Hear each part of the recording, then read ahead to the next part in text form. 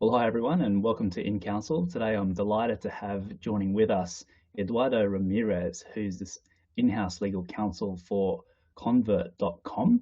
Convert.com is a software company that makes A/B testing software that allows companies and organizations to test their websites to see which versions of web pages, such as designs and different copy combinations, work the best in terms of conversion and engagement. So, Eduardo, I wanted to welcome you. Thank you for dialing in from Colombia this evening, your time, and where exactly are you dialing in from? I'll let you talk about the city and pronounce it properly. No worries, David. Thank you so much for the invitation. I'm located in a city called Barranquilla, which is in the Atlantic coast of Colombia, Caribbean coast. And we'll talk a little bit about Convert.com being based in the US and how your team or the whole team are based remotely. But before we get into that conversation, can you just give us a quick snapshot about who you are and what you do at Convert.com? Okay, so I'm an in-house legal counsel at Convert.com. I have been working there for about 2 years already. I started with just a few hours to do minor stuff, and gradually, as the company has continued to grow, my responsibilities have also grown. Right. So I'm a one-man army, one-man legal army at the company. Pretty much anything that has legal implication goes through me or is checking with me to see where we do not face any trouble. So this goes around the contract life cycle processes with our customer, our members, our partners, making sure we have all of our contracts in place and that we're in good standing with those.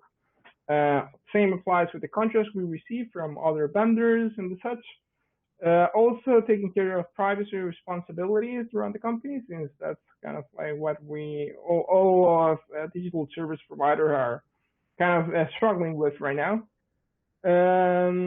Yeah, and that's pretty much it.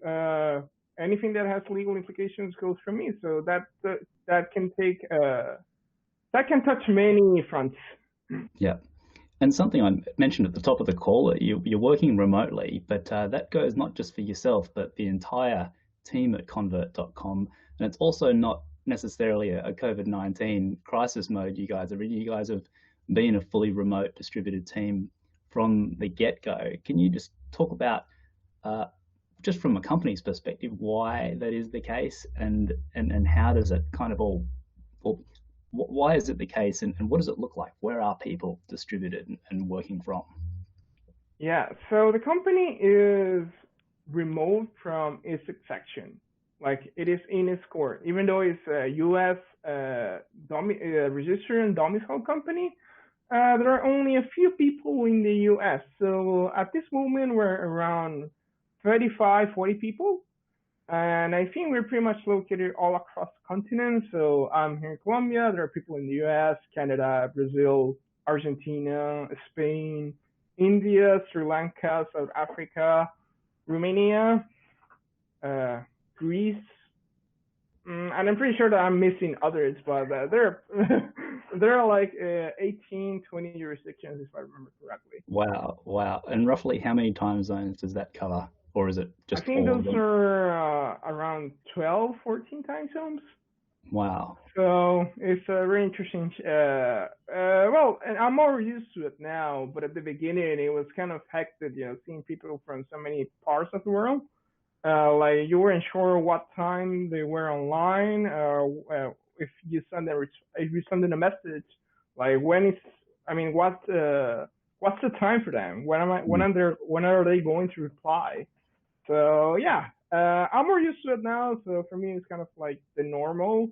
And I guess that at some point, you learn like other people's working times, and you kind of adjust based on what you're needing. And prior to the crisis, was the team meeting up face to face at all, or was it really just fully remote and you didn't actually get much face to face interaction? Well, the team kind of originated in Mexico. The founder and the CEO live in Mexico, so the first few members are Mexican, so they used to meet up more at that time. Mm. After that, the CEO shifted to another place, and the company continued being remote, and he wanted to keep it that way. So the company continued being remote. After that, there have been like some local gatherings. For example, people that have traveled to Mexico meet with other members, have traveled to Spain and then met with members, and that type of activity that happens. I mean, if you're traveling to a country and a colleague is there, yes, a global, like an overall meetup, general meetup, has only happened once. It happened last year in Bali, in Indonesia. So we were able to all meet for the first time and see our full body, so not just a floating head, right? So we saw we saw the whole thing. And It was like a very interesting and lovely experience.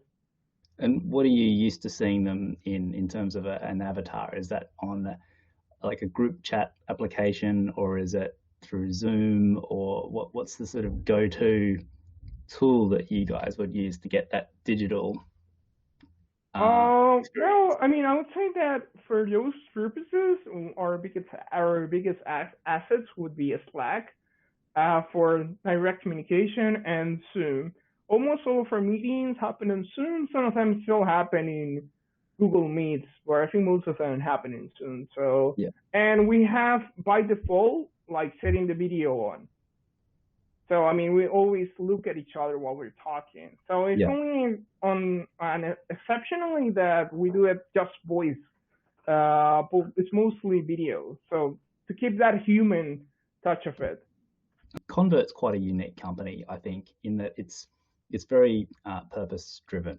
There's a strong purpose behind it, which I think is unusual because um, it's a SaaS tool, and it's the first company I've ever seen that is providing like a SaaS application, such as A/B testing, that doesn't really have a in itself that public benefit that sits there. You certainly see companies that are trying to do something around, environmental or social or something like that. And yes, there's a purpose behind it. It's very clear, but to see such a strong purpose resonate throughout your entire all the web copy, and we've spoken about it before as well, was really unique. So I wanted to dive into that a little bit, and starting with, well, maybe you can start where you like, but I definitely wanted you to talk a little bit about this concept of a holacracy that you guys run from an internal culture perspective.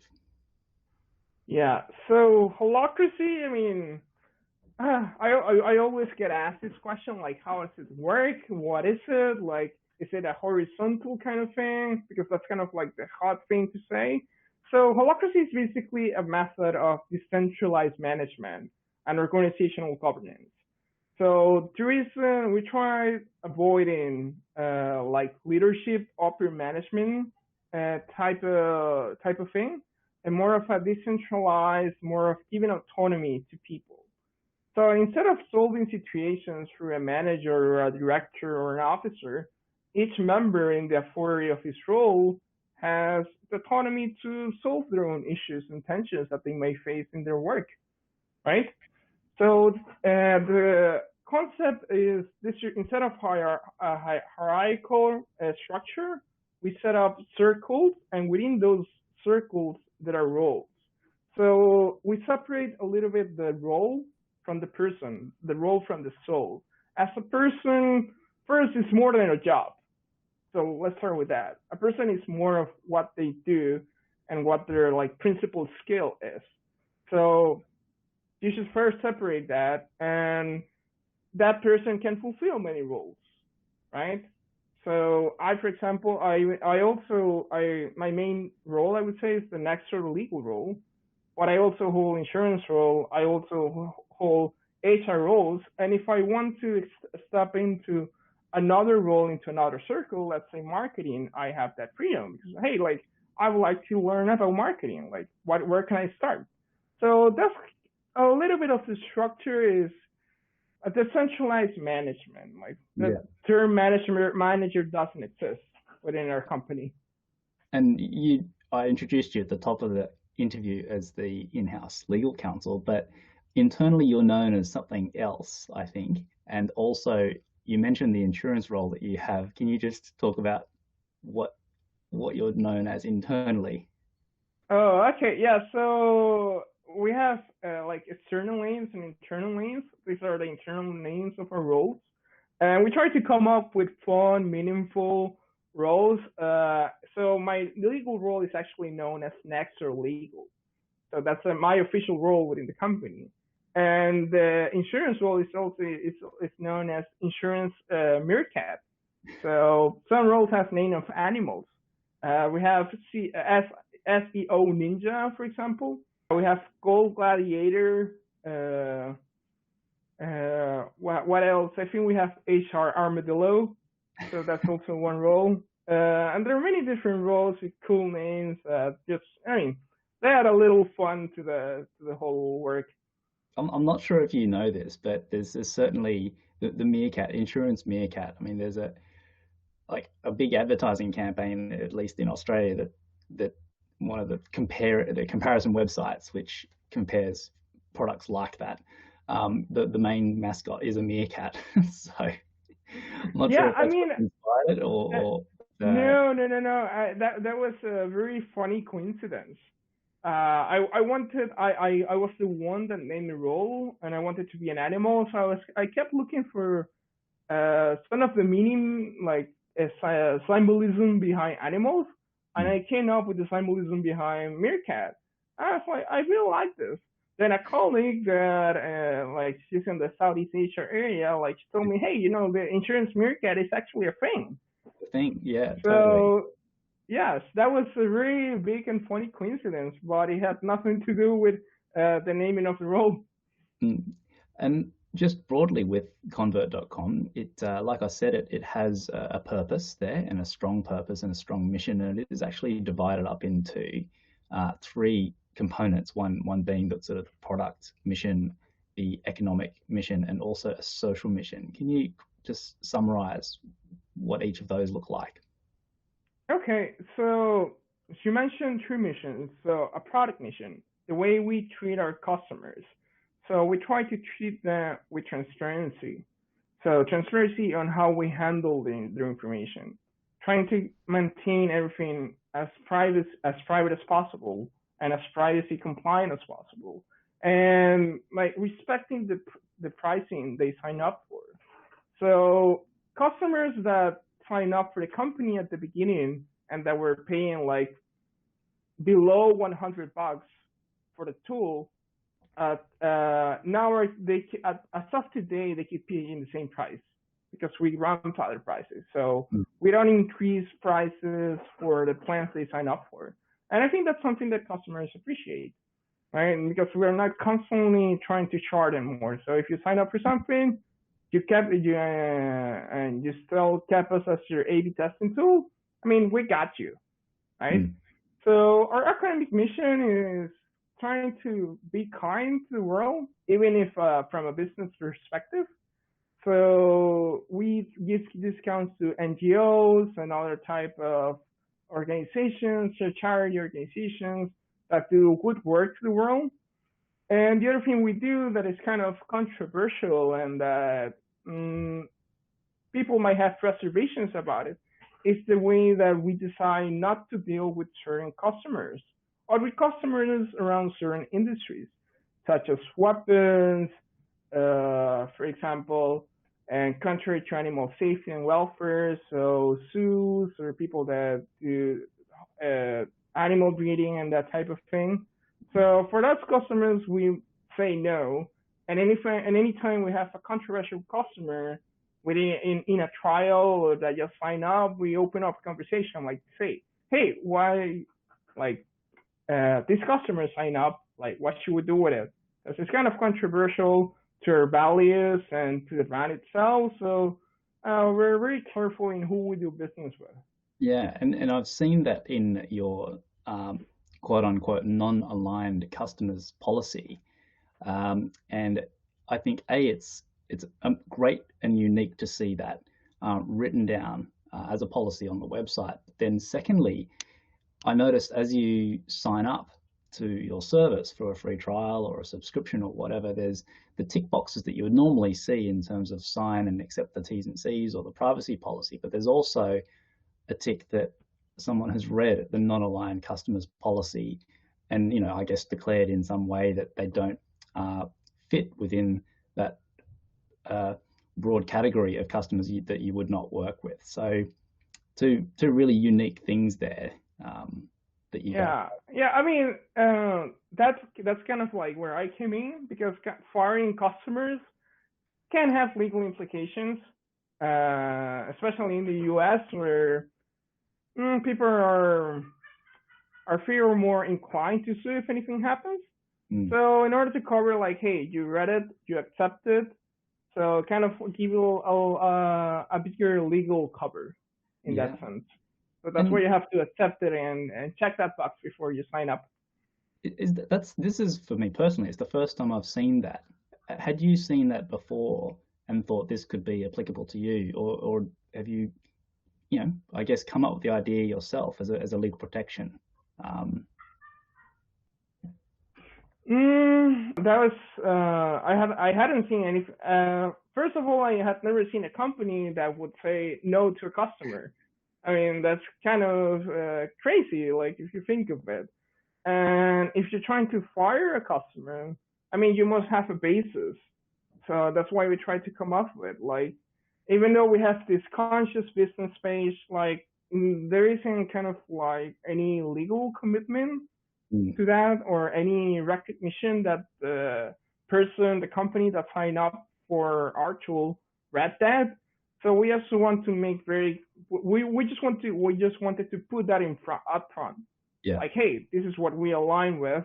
So please make sure to check it. And in case that we want to go that way and say, hey, this is a non-alike customer, we have a basis. Hey, on August 13, you accepted this, and you're not complying with it. Like, I mean, you don't fall within that picture. So yeah, we needed a legal basis, just in case we do that, because we did face some awkward situations, kind of the first times we did this, of firing a customer. Well, it's a good method, and it resonates with us a lot, because at InCounsel we too have, I guess, a similar thing, that we don't work with all customers. So if customers, fall in that space of, what have we got, more around sort of fossil fuels or intensive animal farming or tobacco for sure, even producers of bottled water, we will not work with, and that is on the site. But I have not thought to add that into our inquiry form, for example, when they're submitting an inquiry, so that they can actually have a positive flag to acknowledge that is the case, as opposed to submitting the inquiry and then us having to say, oh, I'm sorry, did you not read our mission statement? So it's probably a bit hard to expect people to read that first. So I might borrow that idea, if that's okay, Eduardo. I think it's a great one. Yeah. We'll give you a license for you to use that idea. Not a problem. And the other sort of extension of this is, there's the customers that come in that you can say no to. Do you extend that also to the vendors that you work with? I wouldn't say that we scrutinize our vendors in the same way we do with our customers, but how of a conscious business one vendor is might tip off the balance in their favor. For example, one of the banks we work with, it's because they're known as to be more ethical, to have more of a conscious background. So those were indeed kind of reasons for us to choose that vendor. But I wouldn't say we scrutinize that much for those purposes, especially since we pretty much use all of the big tech vendors that exist right now. Yeah. And just, I guess, finally, and we spoke a bit about earlier around the technology that you're using. So Slack for the group chat, Zoom for the video conferencing primarily. In terms of, your role as an in-house counsel? What do you use to manage your own legal work? What sort of tools are you using for yourself, and that also might interface with the team? Okay, so I use Carta for equity management. Carter, yeah. So yeah, so that's one of my favorite tools. In terms of project management, task management, I try to do everything between Asana and Google Drive. So even if I don't interact with anyone for a certain process, I'll still create a task for myself. Because if anyone comes up later and wants to look what happened, there's a record of it. Yeah. So I try everything that I do gets reflected on Asana. And On if there are yeah. any special files, like I'll store in Drive. To try not to kind of silo the information to myself. Right? We try to be as transparent as possible, and everything is public by default, right? Unless we're dealing with some sensitive or confidential information, everything is public by default. So everything is there. For my doc management, I still pretty much just use the G Suite package. So Google Docs, Google Drive, and the such for anything related to contracts. So I think those are like my biggest assets in terms of how I do my work. And the company pretty much relies on Asana to do everything. So everything happens in Asana. I was going to say, so that's a company-wide project management tool that everyone's sort of using, and you just use that for your own purposes as well. And when you mentioned earlier, everything's public. That means if someone has a task for you to do, a legal task, they can jump into that task and see where you're up to, and you can comment, I guess, directly with them around updates and whatnot. Yeah, absolutely. I mean, if you see a task that might interest you, and for some reason you're not a part of, and you come across it, like you can just jump into it. So most tasks by default are public. Certain things are kept private, such as salaries, for example. Those things for now are kept private, but I think that's at the top of my mind. I think that's the only thing I can come up with. You mentioned contract management. Just you're a G Suite shop, no doubt. And then so you're just using Google Drive and folders. Do you keep a spreadsheet or something to sort of structure those contracts that you signed up, or is it just sort of sitting in folders loose and you can just rely on Google's amazing search capability? No, we try to so like all contracts are assigned and have a designated folder, and there are multiple categories. So, for example, sales contracts have a designated folder that for each customer, right? On each customer, if it is not our renewal, it will be divided in years, so 2020, 2019, so we can look at the records out of it. And the same happens with all of the rest of the folders, so NDAs, data processing agreements, and the such. And we use our CRM to keep a track of subscriptions, to know when they're about to renew. If there are any special clause that I need to go into, it's usually be a manual process, or I will do that through Asana. So not anything Google Sheets. Yeah. Well, that's interesting you mentioned with the renewals, because that's something you often hear that contract management tools will have, is managing contract renewals and that type of thing. But it's interesting you say that sits in the CRM, and it does make a lot of sense that it would sit in the CRM, because it is, I think it's something that sales should be well aware of in terms of renewals and making further sales. So yeah, that is interesting. That's if your contract management system doesn't have the renewals tracking or obligations tracking, it's something that a CRM can do. Yeah, a lot of people actually, for example, use Salesforce as their contract lifecycle management tool, which since they don't have a proper CLM tool. I'm more of an advocate of putting a CLM tool in place. But meanwhile, the CRM will do for just the renewals. Of course, there are more commitments and obligations that you should be looking at for to have a whole picture of a contract and your obligations. Mm. So the CRM won't be enough for that, right? But it might be good just for the renewals. Yeah, good. Well, look, it's been fantastic to speak with you again, and really appreciate your insights. And like I said, there's some really unique aspects to what you do and how you do it and how your company operates that I think people will find really interesting. But yeah, thank you again. I won't take up any more of your time, and we'll stay in touch down the track online. Okay. Thank you very much for this invitation, David. I really enjoyed the conversation. It is always good and very fulfilling to connect with other people in the legal space. So thank you very much for having me today. Most welcome. All right, take care. See you.